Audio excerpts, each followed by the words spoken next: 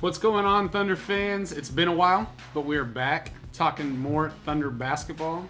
I'm Zach. I'm Craig. And we are the Thunder Guys. Thank you so much for joining us for another episode of Thunder Things with the Thunder Guys. This is actually our very first time that we're attempting to live stream our show on Twitter. So we're going to see how that goes. If you're tuned in, dope. Throw us some comments. Let us know what you think. Let us know how the stream looks, how it sounds. Hopefully it's good. If you're tuned in on Crossover Radio, as per usual, we had a pretty standard time slot there for a long time, and then we started bouncing around a lot. And I think we're finally back to a regular Monday night slot. Yeah, hopefully. So if you I enjoy it. If you tune in on Crossover Radio, Radio with a Purpose, on Monday evenings, then you'll probably get to hear our lovely voices. And if you're watching on Twitter, what's up? I don't know, man. Anyway, what's happening? What's happening?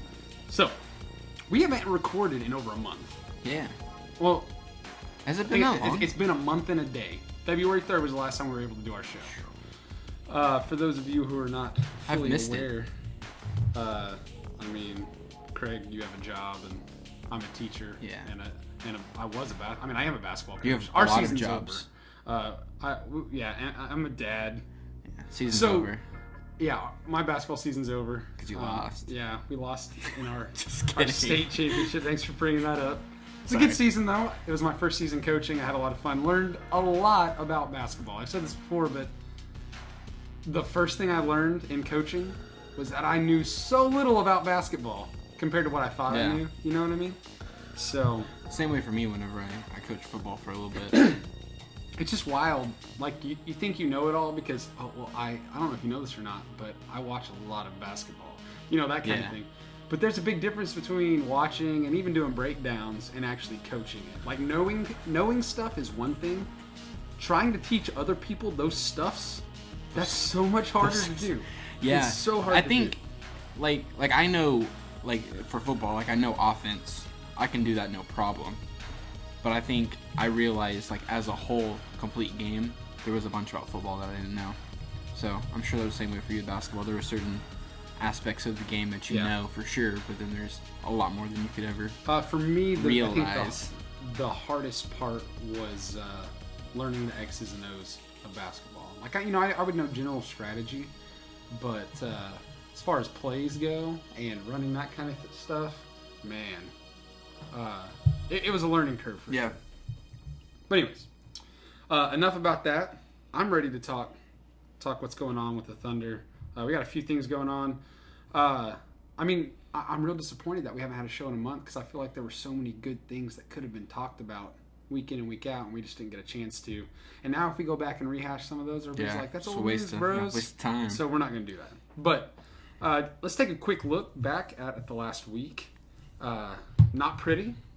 Really, it hasn't been pretty since the All-Star break. Thunder's 2-4 since the break was over. 1-3 over the last week. And honestly, if you watch the games, you feel like they're ugly losses. But every single game, I feel like the Thunder's right there. And we've talked about this. Last season, the Thunder simply didn't have this type of resilience that they've got going on this season. And part of that has to do with, I think, improved chemistry. But in the three losses to Denver, then Philly, and then San Antonio, all three the Thunder trailed by, I think it was at least 16 points at some point in the third quarter, rallied to either tie it or even take a brief lead, and then lost. Yeah, it kind of got, I don't know, repetitive in a way. Like I was oh, here we go again. I've seen this episode before. Yeah. Do we need another rerun? And then it was kind of the same thing against Memphis last night. Yeah, for sure. It looked like the same type of stuff. And it's frustrating, against the Nuggets and the 76ers and even the Spurs. It's frustrating to see them struggle against teams that the Thunder can definitely hang with. But then to come in and struggle against the Grizzlies last night was kind of just the peak frustration for a lot of Thunder fans lately. And I mean, the Grizzlies, honestly, they've got a roster full of guys that I don't know. Okay, guys I've never heard of. Now, obviously, they've got some pretty common names. The guy that stands out to me most from last night is Avery Bradley. He just tore it up. Yeah. He's only played a few games with the Grizzlies. I think last night was his 8th or 9th game, and he went from averaging 8 points per game with the Clippers to he's increased that to 16 points per game. He dropped 33 against the Spurs just a few weeks back, and then I can't remember I think he finished with 27 last night. It's extremely frustrating to deal with that. So they did end up pulling it off. Russell Westbrook played what I would consider a pretty terrible game until his last 2 shots, which were the most important shots of the entire game. And Billy Donovan, actually, I don't always spend a lot of time watching post-game press conferences. I don't know if you do. It's one of those things where if it's on in the background, I'll kind of listen. Stays on while I'm writing a recap. So I'm writing the recap, and he gets talking. They obviously ask Russell Westbrook, or they ask Billy Donovan about Russ and his ability to have the confidence to keep shooting, even though he's not shooting well at all. And Billy Donovan goes into this talking about how that's really what separates Russ from other players. It's not that he has short-term memory, like he's stupid, and he just wants to keep shooting. Mm-hmm. It's that he's not going to let it affect him. He knows when he's not playing well. And I think a lot of people think he's just dumb. Like, oh, I'm not shooting well? I didn't know. Yeah. You know what I mean? He just decides to, what good does it do to let that affect your game? Yeah, to an extent. To an extent, I agree. I was not happy with the high volume of 3-point shots, not just last night, but lately. He had those 2 games where he was real hot, it seemed like, and then I feel like he's like, oh yeah. Yeah. 26%? What are you talking about? It's a bad thing when that I'm happens. a 3-point shooter now. And then he goes, and last night, what did he finish? 4 for 13, which, 30%, almost 31%. That's better than what he's been at. But I think he was 2 for 10 at one point, and then he just started knocking them down. So it's I don't know. You tell me what you think. Well, to me, my worry with the All-Star break is always how a team is going to come out and play after the break. For a lot of teams that are struggling, it can be a good time away to kind of regroup, take a break, and then you can often come out with momentum. But for a team that was winning like the Thunder, it's often a scary thing as to you're playing hot and then you take a week off, come back, and what's going to happen. And my fear turned out to be true, and the Thunder just haven't been playing the same basketball. Now, there have been injuries along the way that I guess could be, partially to blame. But to me, I feel like the Thunder are kind of losing their identity. With the recent success of the offense, I feel like the defense has declined, and that may be a natural. That may just that's the way it has to be. I don't know. Right. That being said, I heard Billy Donovan blame it on how the Thunder's offense has improved the whole season, or from the beginning of the season. Well, other teams are going to be improving their offense too. Right. But to me, that's not an excuse for what was the best defense in the league to just be allowing teams to score 120 points on them. As offenses improve, then all defenses should essentially take a hit, which means if the Thunder is still performing at a high level, they can still be at the top. Is that what you're saying? Yeah, exactly. And I agree with you there. And I think it's an effort thing. I don't think it's that other teams are getting better. It's an effort, and I feel like starting with Paul George, with the success on offense, is like, okay, well, we don't have to crack down quite as hard on defense. You know what I mean? Because we're making shots now. Well, when those shots quit falling in the third or fourth quarter, or even at the beginning of the game, we've seen that happen so much lately. You have to have defense, and that's what this team is built for. And if they don't stick to that, then, it'll be a short summer once again. Yeah, it's That may have seemed like an overreaction, but I'm just saying, I think you're right. I think for me, the biggest frustration is it's like they choose to turn it on when it's far too late. Mm-hmm. Every single one of these games, trailing by double digits, even against the Grizzlies. Shouldn't be ever trailing by 13 to the Memphis Grizzlies. No offense, fantastic organization. Justin Timberlake still has something to do with them, I'm sure, and I like that guy. I have so much respect for Pau Gasol. Sorry, Marc Gasol. It's okay. Pau's on the mind because he's with Milwaukee now. Did you see that? I didn't see that. I didn't know that. Yeah, he was waived by the Spurs or released or whatever that process is. Anyways, Marc Gasol got traded to Toronto. I have a lot of respect for him, sticking with Memphis through everything they went through. They've been awful, I feel like, for a while. Finally kind of requested a trade, and he got out. Mike Conley, he's stuck with it. And To me, he might be the most underappreciated point guard of the modern era. He's one of those guys that has put up really good numbers, but never quite been an all-star. And he's just kind of he gets forgotten in the talk of all the great point guards. When he signed that big contract, everyone was freaking out. And I thought I thought it was a little crazy, especially because he got hurt. But still, I mean, he's a fantastic point guard, and from what I can tell, he's a great person. But my point is, we shouldn't be trailing by 13 to that team, with or without Paul George. I think missing Paul George has definitely affected a lot of what the Thunder's trying to do, especially defensively. But it's no excuse. What it comes down to is, you're absolutely right, effort. DeLon Wright, Memphis' backup point guard who's starting in place of Conley, was outplaying Russell Westbrook for pretty much the whole game. Westbrook got the last laugh, and not really even laugh. I think he looked visibly frustrated in his post-game presser. Oh, yeah. Or interview, yeah. I picked that up, too. But he hit those last two shots, and he was pretty pumped about it, as he should be. But you look back at this game, and I wrote this in the recap. I saw Antonio Daniels say this. This is a game you want to forget about pretty quickly. Not just because you don't want to over-celebrate a win, but you want to forget about it because you want to get back on a positive track, and last night was not that positive of a track. Right, for sure. But a win at this point in the season is a win, and regardless of how it comes, we'll take it. But to me, I feel like it's easy for those who tend to be overcritical of the Thunder for people to just say, well, it's a long season. Every team in the NBA is capable of winning on any given night. The Thunder are going to slip up. Well, that can't be the excuse when you're fighting for a 2-seed spot.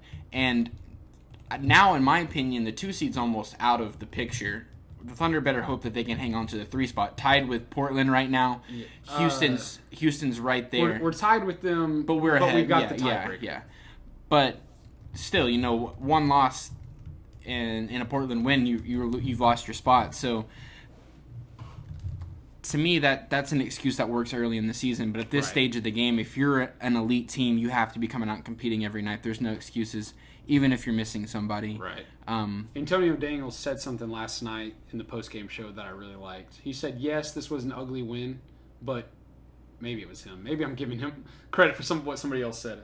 But whoever it was said, yes, it was an ugly win, but good teams win ugly games. Yeah. Sounds like something he would say. But you know what I mean? Yeah. And the more I thought about it, I was like, that sounds like a cop-out and an excuse. But the more I thought about it, I was like, that's so true. It wouldn't be an ugly game for a bad team. Right. Memphis, last night, that wasn't an ugly game for them.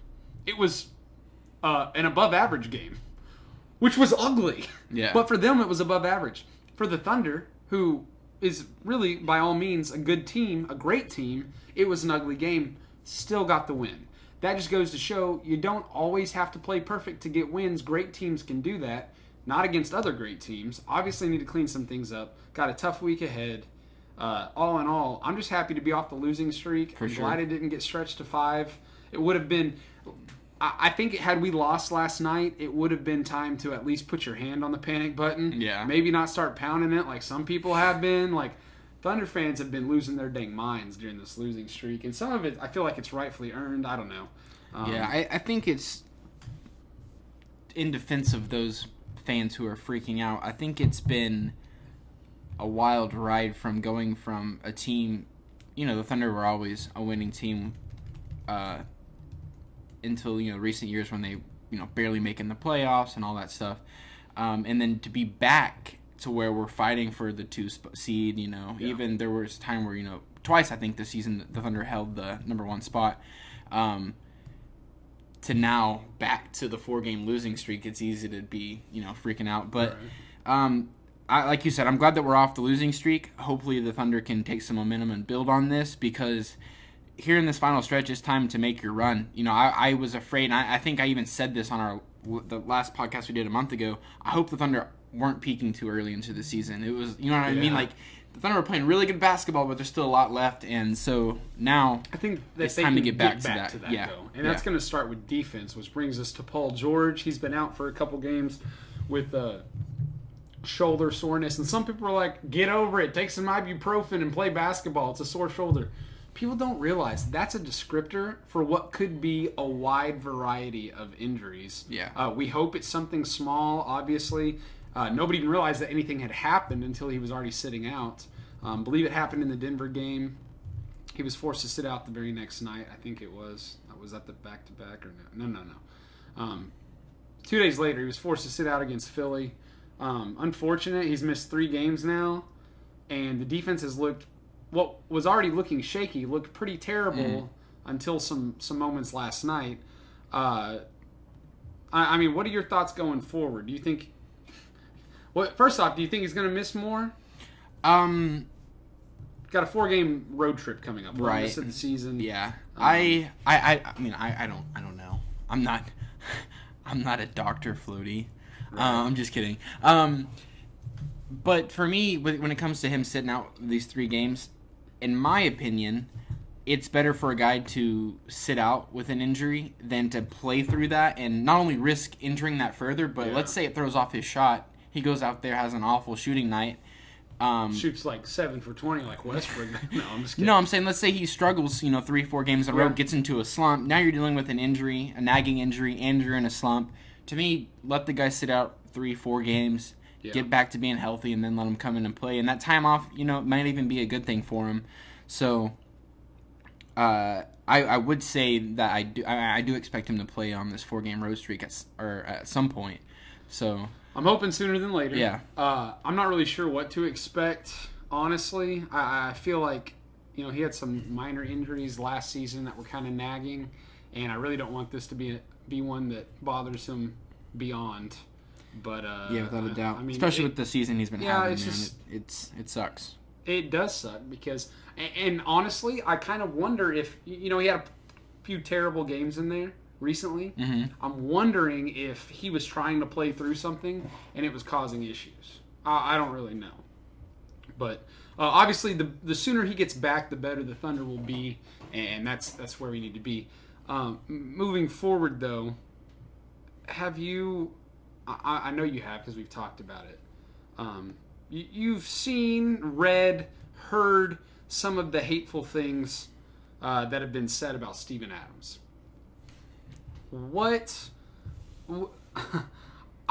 First off, I've got a lot of things I could say about this, but I'm gonna pass the topic to you and ask you this: when you see stuff said about him in a critical nature, often not even relating to basketball, just calling him a piece of crap or whatever it is you want to say, what goes through your mind when you see it? Trade him, bench him, do these things. What do you think? From my perspective or from a player's perspective? From your perspective. A lot of that is very much, obviously, it's an overreaction. I mean, look back to Russell Westbrook's first 3, maybe even 4 years in Oklahoma City. I would say a large amount of Thunder fans wanted to trade Russell Westbrook. I mean, they were just fed up with him. It was unbelievable. He was kind of out of control and wild, but I mean, you had to see the potential behind the guy there. I'm going to pat myself on the back here and say there were so many times where I was ticked off, couldn't stand him for doing whatever it was he was doing, but I never once thought we should trade him. Right, like that. Yeah. Anyways, when you look at a guy like Russell Westbrook who went through that kind of criticism, and then seeing it happen to Steven Adams, I don't get it, because we've seen not only the potential of Adams, but we can see what he's already doing at this point in his career, and to think that it's early, you know what I mean? Like, guy's got a lot of years left in him, and players are going to go through slumps, and to me, this isn't even a really big slump. I mean, what did he have last night? 13 points and 20-something rebounds? Here's the thing. Let me get you... trying to get his... I'll say this. Adams is very much the kind of guy that could be dealing with something like that Paul George is dealing with, but he's not going to let anybody know about it. So you never know if he's dealing with, it doesn't have to be a major injury, obviously, but if it's something small, that could very well affect his game. Let me throw some numbers at you. 6 games since we've returned from the break. Points and rebounds, okay? 16 and 10, 11 and 9, 15 and 5, 11 and 14, 17 and 13, 13 and 22. A lot of double-doubles. That's 4 double-doubles, and then another one that was 1 rebound away. Okay? In those games, he has shot at least 50% in every single one except for one. I mean, I get it. I want to know what those numbers are like compared to other centers in the league during this so-called slump of Steven Adams. How is he still ranking among everybody else? Because this is the problem with guys who go through. I mean, it would be the same thing if Paul George, had a couple bad games in a row. Just because someone is peaking, as soon as they start to have, and see, I thought he really struggled headed into the All-Star break. Here were 3 games into the All-Star break. He had 6 points, 9 rebounds, 9 points, 1 rebound, 4 points, 5 rebounds. Yeah. And he played 35-plus minutes in all those games. Those are bad games. That's something to me that's something's going on. I think he benefited from the All-Star break, desperately needed it about as much as anyone. And because of that, I don't know. I think he's all right. Another thing that, for me, is personal life's taking an effect on these guys. And Steven Adams very much seems like the kind of guy who takes matters to heart. And you never know if there's something else going on outside of basketball that could be messing with his mental. Yeah. Because out of anybody on the Thunder's team, I feel like, I don't know why I get this vibe from him, but it's like he seems like the sensitive guy. And if there was something to be going on, I can see that affecting him on the court. Real quick plug here for Steven Adams' book. I just finished reading it. It's probably been about a week or 2. But you didn't even let me know so I can snag the copy of it, man. I've got it, man. I had to look up the title of it because it's My Life, My Fight. I always mix up, is it My Fight, My Life, or the other way around? But he really does. He covers a wide variety of topics, really starts with his childhood and builds up, and he talks about a number of different teams he's played on. And one of the reasons that he loved Oklahoma City before he was even drafted here was because it seemed like a tight-knit community.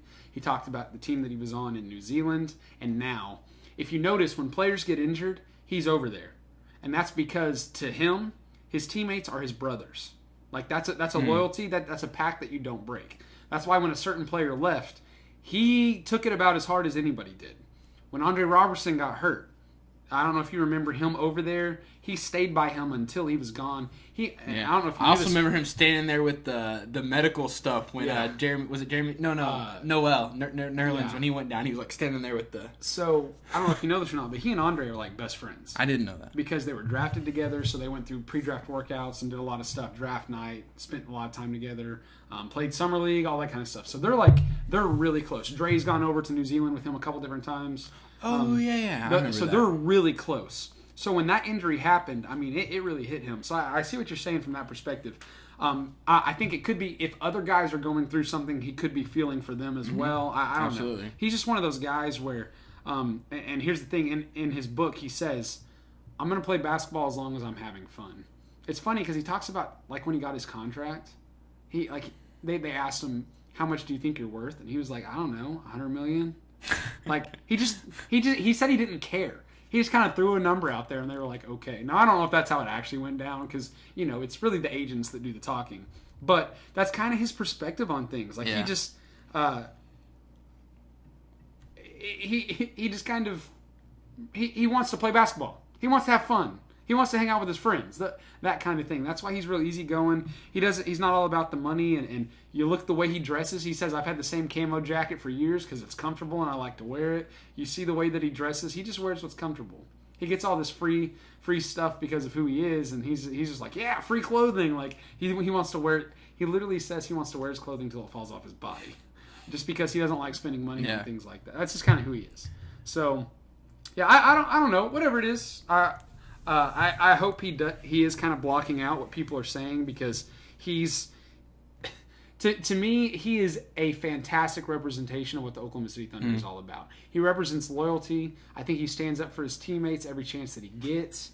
And when people start talking, somebody else asked this last night, and I get it. People understand the NBA is a business. Would it be a good idea to trade Steven Adams for younger, prospects, whatever? And I'm just like, no. People look at stat lines more than they recognize what a guy does on the court, but also off the court. You're talking locker room presence. He came into this league as a rookie for the Thunder. He's a veteran with this team now. He's teaching the younger guys. You don't think Nerlens Noel has gotten better playing with Steven Adams? Right. Without a doubt. Noel is only playing at his full potential now better than he has his entire NBA career so far, in my opinion, because he's got Steven Adams. Steven Adams is a man, and Nerlens Noel looks like a boy next to him. The dude's thin. But I feel like Noel has had some pretty... I mean, he was knocked the mess out in the midair and hit the ground, and he came back like a week or two later. That's tough. Yeah. I think he learned that from Steven Adams. I don't know if he's going to get that from other guys. Right. Steven Adams is thought of as the toughest guy in the league for a reason. And no, I don't want him gone. I don't really even know who would be worth a trade. People are talking, throwing him in for as the key piece in a trade for Anthony Davis. And I'm like, no. Sorry. I would consider that one. That's a topic for another day, but I would consider that one. The prospect was Adams and Ferguson for Anthony Davis. My thing is, I've said this for years, Anthony Davis is injury prone. Now, is he actually injured right now? I don't think so. All this illness, like how long can you have an illness? Yeah. I don't know. Whatever it is. But I love Adams. I'm going to roll with him as long as he's here for sure, and then probably even beyond that because I love the guy. To me, I guess you could say it is a concern with his, the little slump that he's in, but to me, long term, it's not an issue. He'll be back out of it just like he's gone through slumps in his career before. We know last season we talked about it. What's going on with Steven Adams right now? Right. It's going to happen, but his upside is way bigger than the downside, and to me, it's not something to lose your mind about. Right. I'm with you.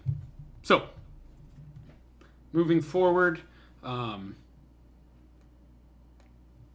let's talk about these upcoming games. All right, 4-game road trip. I don't even know who we're playing, fam. I'm gonna throw them at you. Okay. Actually, you know what? Sorry, I skipped over something. I want to talk about playoffs. You want to talk about playoffs? We can talk about playoffs. Let's talk about playoffs. I'm gonna pull up the standings. Do you need the link? No, I got it. Okay. We mentioned this earlier. The Thunder is technically tied with Portland right now in the 3 spot. Exact same record. However, the Thunder has the edge head-to-head and also has a division record better than the Trailblazers. So, by the way, I just want to point out 2, 3, 4, and 6 in the West are all in the Northwest Division. Toughest division in basketball? Easy. Gotta be. Easy. Without a doubt. It's not even it's not even a question. And it may have even been like this for a few years now. That's fair. There's been an argument at least, but this year, without a doubt, I feel like it's not even an argument anymore. Whenever you start looking at, I mean, if we even let's scoot on over to the East, and I would say the Atlantic Division with Toronto, Philly, Boston, Brooklyn is pretty tough. Man, that Southeast Division. Orlando, Charlotte, Miami, Washington, Atlanta. There is not a single team with the winning record. Even the worst team in the Northwest Division, the Minnesota Timberwolves, they're still kind of hanging around. Yeah. So, I mean, gosh, that's wild. Yeah. The Pacific Division is pretty good. Golden State, Clippers, Kings, Lakers. But then you got the Suns. The worst team in basketball. Man, I keep thinking, like, okay, this is their year. This is their year. They've got the young talent. They've got the potential. It's happening. And then it just never happens. It's just not happening. But anyway, so we look, let's play a game. It's called Playoffs or No. Okay? Let's go through the teams right now. Let's get the ones that you would just put. Let me say you sorry. Let me change this. I'm going to give you $1,000. Mm-hmm. And we're going to do one bet at a time. Okay. How much of your $1,000, like you can bet and try to win, double your money, or you can bet some of it and keep it, or you can not bet any of it. Okay. Okay? So I'm just going to go through with through some teams. So let's just talk making playoffs first. Mm-hmm. Golden State Warriors. How much? Can I put it all out there? Of course. Okay, yeah, and double that. Okay. Denver Nuggets. Yeah. Oklahoma City Thunder. Yeah. Portland. Yep. The Rockets. Yep. Utah. Yes. Okay. To me, that's where it stops. Okay, I'm with you. Those are the 6 that I feel like I would put. I'm gonna do it. I'm gonna put $1,000 on every single one of those teams if I have the money. Yeah. I don't. I'm a teacher. Yeah, I said that already. I don't have $1,000 it's not happening either. Not even close. But anyways, What's up, Todd? Appreciate the comment. We got people throwing comments at us. I didn't even realize. Brandon said hi, and Jacoby said hi. Anyways, what's up, everybody? So those are the teams. Those 6 teams, we'll consider them as locks. Most of them are probably almost definitely locks. A few of them are questionable, but we're going to call those locks. Here's where it gets iffy, okay? The next, let's go ahead and get rid of the ones. So those are the guaranteed. Let's get rid of the ones that we know we would not put a single dollar on, okay? The Suns. Yes. The Grizzlies. Yes. The Mavs. Absolutely. The Pelicans. We can just go all the way up to Minnesota. Okay, so Minnesota's out too. Yeah. You're not giving any of those teams a chance. Okay, that's fair. So that really leaves us with 4 teams fighting for 2 spots. The Clippers, the Spurs, the Kings, and the Lakers. Who are you taking and why? I'm going to keep the Clippers. Interesting. Keeping the Clippers in there. Did they end up winning last night? Yes. Okay. Did you see the lead that they had? It was like they were up like 80-something to like 50-something. That wasn't the Knicks, was it? No, the Clippers. Yeah. It was that game. And then they came back, and I was like, the Knicks came back? Yes. Wow. Let's see. They outscored the Clippers 32-19 in the third quarter to make the. So you're taking the Clippers. You think they're going to be one of those last 2? I think they're gonna squeeze in. I do not think the Lakers are going to make it. However, I'm gonna take the Kings. Timeout. So for the first time in the 8 years that I've known you, you're betting against LeBron. Yeah, I just don't think there's any more that he can do. I feel bad for the guy, man. Is it everybody else's fault though? I mean, have you seen some of these clips of him not playing defense, getting mad at other guys? There's only so long that you can blame the young guys. Yeah. They were doing better without him than with him since he's come back. I feel like if we're going to talk about LeBron for just a quick second, I feel like previous seasons where he has carried his team to the finals, it has taken a physical toll on him. I think this season is more on the mental aspect of things, and I think that is the reason why you're seeing him take plays off on defense. You're seeing him walk back on the court. Okay. So that's tonight. The Clippers and the Lakers play. If the Clippers win, I think they go up. Is it 3-0 on the season series? I'm looking it up here on my computer real fast. Yeah, I think it is. Sorry, no, they're 1-1 right now. But if the Clippers go up, they'll be up 2-1 in the season series. So they'll at least have the tiebreaker, not won, but shared. And they'll be up. Is that 6 games? Yeah. With less than 20 to go? Yeah. Sorry. That's why I'm not taking the Lakers. I don't think it's still possible, but I think they're running out of time. If the Lakers lose tonight, they're out. Done. Yeah. Adios. They've only won 4 out of the last 22 against the Clippers, so. Yeah, I saw that on ESPN today. Are you serious? Yeah. Listen. Which is crazy because before that. As a Kobe Bryant fan, and I was for many years, I got his book, Mamba Mentality, just came in today. Pretty excited about it. Big Kobe Bryant fan. Dude, the Lakers never lost to the Clippers. Yeah. It just didn't happen. And now, 4 of the last 22, you said? Yeah. That's wild. I'm going to make a little bit of a comparison here. I feel like the Lakers are a little bit like Texas, the Texas Longhorns. You know, the Clippers have started dominating, taking over lately, and then, the Lakers get LeBron this summer, and they're like, oh, guess what? We're back to being the top of L.A., and then the Clippers are like, nope, somehow still hanging around here. Exactly. But going back to our playoff thing here, I've got the Kings coming in at the 8th spot and kicking out San Antonio. I'm sorry. I'm gonna throw this out there for we got a few people watching on Twitter. Let us know what you think as far as these last 2 spots. We're talking Clippers, Lakers, Spurs, and Kings. Who do you think gets the 2 spots? I'll give you the Clippers. What's going on, Dana? Yeah, I read that right. Did you read that right? Yeah. The real doozy said, I hate the Lakers in Texas, so it's perfect. I'm with you on the Clippers just because they're in the 7th spot right now. They've got the ideal position, especially if they beat the Lakers tonight. I feel like that's going to seal their spot.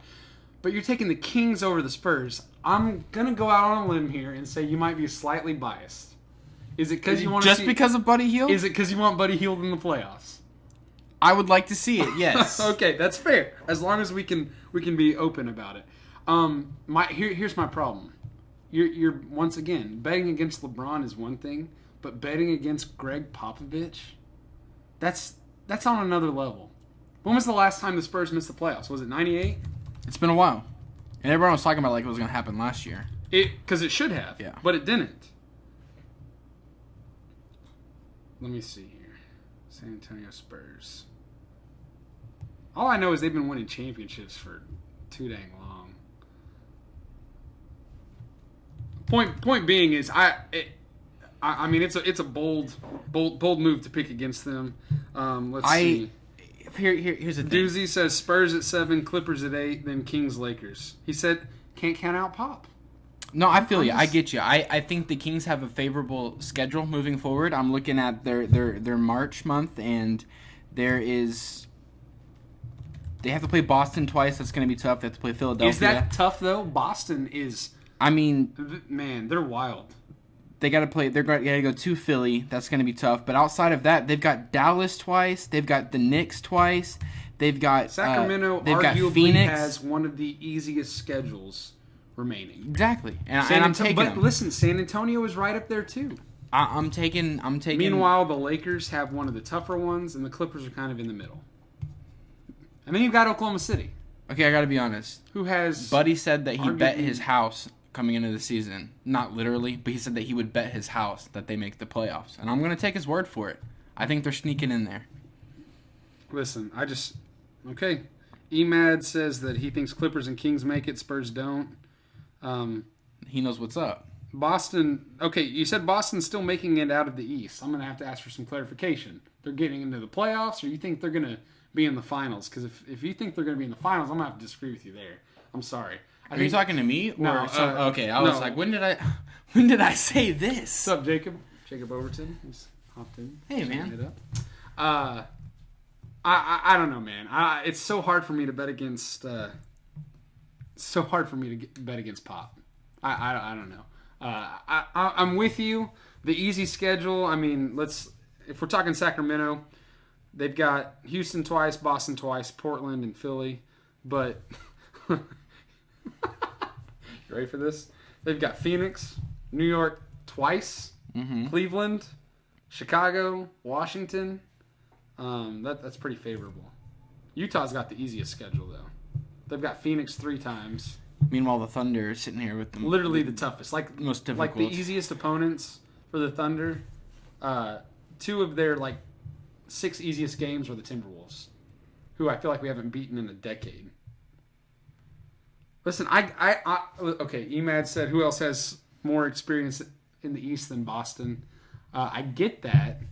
They've got a lot of experience, but something's not right. How many games have they lost in a row recently? I couldn't tell you. I'm trying to look at so many different things. I guess they've only lost 1 in a row, but they've only won 3 of their last 7. Oh my gosh. So I don't know.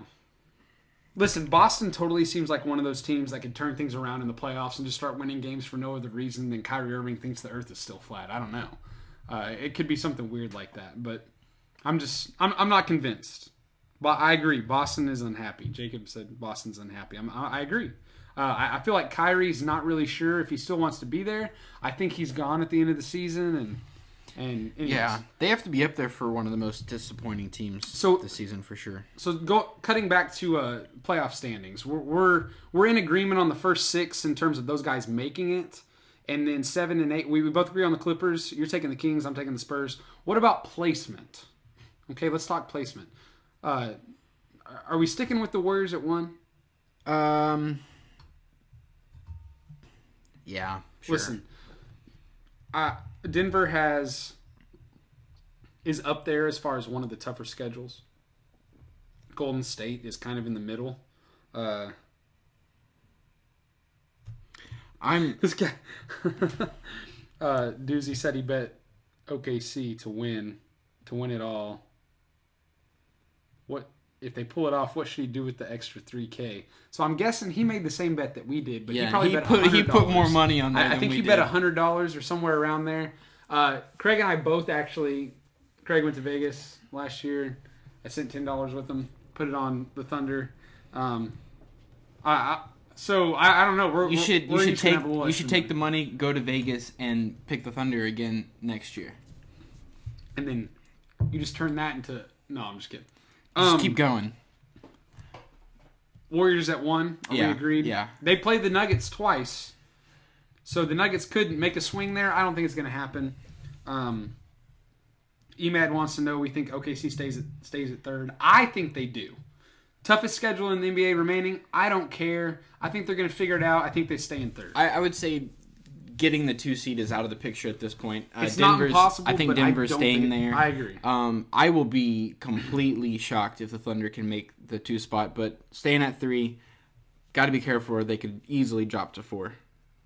Maybe even 5, though. Listen, if we drop to 4 or 5, we might as well go for 6, because I don't want. I'm just being honest. Yeah, that's fair. Who do you have at 4? Right now, it's Portland. I think Houston's going to get it. I do. Listen, I don't like Houston, but I think they are.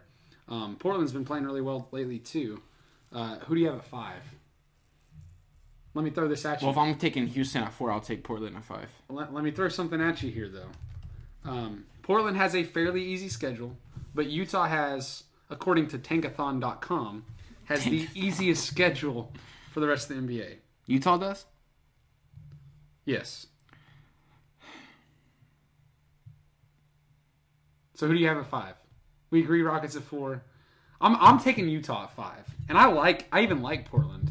I know that may come as a shock because I hate playing them. I'm thinking about taking Portland at 5, but I'm trying to decide if that's just because I dislike Utah or not. I can't tell. That's another thing. I hate Utah. I'll go Houston 4, Portland 5, and then I think Utah staying at 6. I've also got the Clippers. Is it weird that I hate most of the other Western Conference teams? We're finding a trend here. I'm going to also keep the Clippers at 7, and then, like I said, I've got Sacramento coming in at 8. So Jacob Overton wants to know, he said Bill Simmons thinks the Thunder have the best chance to upset the Warriors. Do we agree? 100%. Yeah. Listen, there are other teams. I don't think the Warriors are unbeatable. I think there might be some other teams that could pull it off. Denver kind of seems like one of those weird lineups that they could. As far as the East goes, I don't know if Toronto has what it takes now that Kawhi is there, but I definitely think the Thunder matches up with them. I think it could happen. I think the NBA champion will once again come from the Western Conference. And I think if, like you said, matchup-wise, the Thunder they match up the best. And so if anyone's going to do it, it'll be the Thunder. Yeah. So then we've got, do you still have Portland at 5? Yes. That's fair. I'm going to take Utah there, then Portland right after. Clippers at 7, and then the 8 is where we disagree. And that's fair. Fair enough. So, regardless, we're pretty confident. Well, put a percentage confidence on the Thunder finishing 3rd.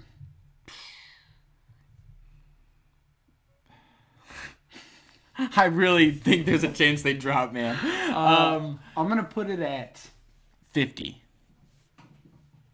50% confident they stay at 3rd. I'm gonna go 58. Maybe I'm being pessimistic here because I don't want to get let down. Does that really? Is that gonna make you feel less let down? Honestly, I mean, I don't know. Because that's the thing. It doesn't really matter where I put them in my mind. If we don't finish 3rd, I'm going to. Yeah, I mean, we picked preseason either the 2nd or the 3rd. I think we both said 3, but 2 was definitely possible. So, I guess, yeah, anything less than 3 would be a letdown. Yeah, okay, that's fair. All right, let's kind of wrap things up here a little bit real quick. Take a look at our weekly forecasts. 4-game road trip, longest of the season. Tomorrow at Minnesota, Thursday at Portland, Thursday. That's not Thursday. Saturday? Well, there's 2 Thursdays? Yeah, I accidentally. I'm reading what I typed earlier, and that's obviously not right. Friday. That's funny. I feel like a robot over here. I'm just reading what I've got. What is it? Will Ferrell in Anchorman. He just reads what's on the. Yeah. Reads whatever's on it, and. Anyways, Uh, sorry. Let's start over here. The weekly forecast: Tuesday at Minnesota, Thursday at Portland, Friday at the Clippers, and then next Monday at Utah. That's some tough action. That's tough. Okay, so I'm gonna pull up some stuff here. If the Thunder can get 3 of those, I'm feeling super great about the chances of the 3rd seed. Oh my gosh, if we can pull off 3 wins on this 4-game road streak. 4-game road streak. Trip, not streak. Road trip. Yeah, I feel pretty good about that. We are 0-2 against the Timberwolves so far. Lost both of those at home. Lost both of those by 2 points. We have lost 5 of the last 6 against the Timberwolves. We have not won in Minnesota since April 11, 2017. So I guess just two losses in a row. It's disappointing. Sorry, I'm looking ahead here at the remaining schedule for this month, and we play Toronto back-to-back. Not in back-to-back games, but play them and then an off day and then play them again. Yeah, so not like literally 2 games. Yeah. But yeah. But we also did that with Dallas. Are there other teams out there that have? Yes. Okay, because this is Did like. you not realize Chicago and Atlanta did that? They played that quadruple overtime games yeah. and then they turned Yeah. around and played it again. I just don't feel like I remember this happening in previous years. Jacob said Karl Anthony Towns is good. He has Adams' number for whatever reason. Also, is Adams healthy? We talked about this a little bit earlier. We're not really sure. Adams is such a big dude who gets beat up so much that I don't know if he's really ever healthy. I feel like he's always dealing with something. But part of the reason that Towns always has success against the Thunder, it's the way the Thunder defends the pick and roll. You get those long athletic centers, and Adams has a harder time. Yeah, it's a bad matchup for Adams. It is. And same thing with, Anthony Davis. It is Anthony Davis. I think guys like Jokic and Gobert. And unfortunately, that's the way the NBA is going. It's just trying to take advantage on the other end as well. Beat them up as they outrun you or whatever you want to call it. I don't know. We just have to find a way to combat it. And my concern with Minnesota is there's like some dark magic going on. Every single game I feel like we play against them comes down to the last second, and then a call somehow goes their way, and we lose. Yeah. And it's extremely frustrating. You look at the last... This is wild. Are you ready for this stat? Hit me. 1, 2, 3, 4, 5, 6.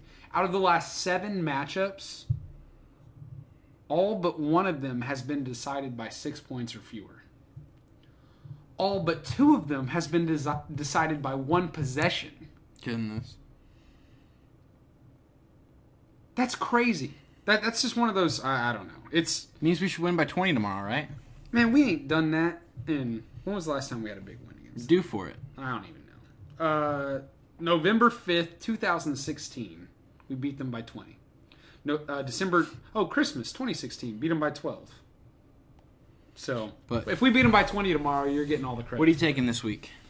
So we've got Minnesota. Then we've got Portland, who we're 2-0 against so far this season. Is that right? I'm not just making that. Oh, 3-0? Yeah, this will be it. Oh my gosh. Because we got that first win in Portland. And we went forever. We went forever without really beating. I mean, it was bad. We went. Let me see. 4. That's 1, 2, 3, 4. Out of 16 games, we had only won 4 of them coming into the season. Out of the last 16, we were 4-8. Sorry, 4-12. I'm an English teacher. Don't judge me. But then this year we've beaten them 3 games. Beat them by 2, then 9, and then 9. Beat them by 2 in Portland. Thursday's matchup in Portland, that's going to be a tough one. I'm going to take that one as a loss. I'm going to say Thunder beat Minnesota, lose to Portland, beat the Clippers, and then lose to Utah. 2-2. I hate you because I agree. And I hate that I agree. Like I said, if the Thunder come out with 3 wins, I'll be super stoked. I expect 2-2. Yeah. That should be the bare minimum. 3-1, I'm feeling good. 4-0, I'm streaking through my neighborhood. 4-0, we're back to winning the finals. for the next 5 years.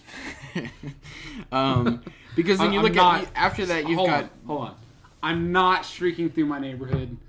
I'm a father of soon to be 4. I can't be putting that out there for everybody. So just to clarify. Our poor listeners. I'm sorry. I'm looking ahead here.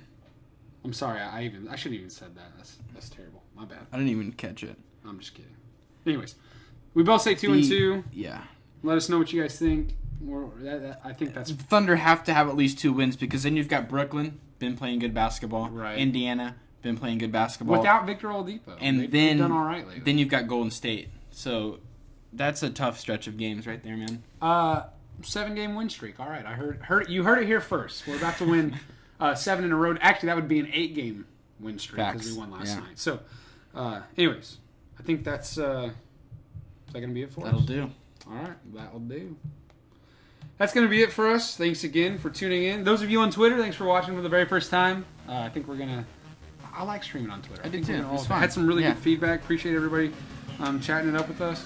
Make sure you guys are chatting with us during the games. We're live tweeting every single game. We're taking time out of our busy lives to talk with you guys. We love chatting it up with people. For those of our listeners on Crossover Radio, give us a follow on Twitter at @TheThunderGuys.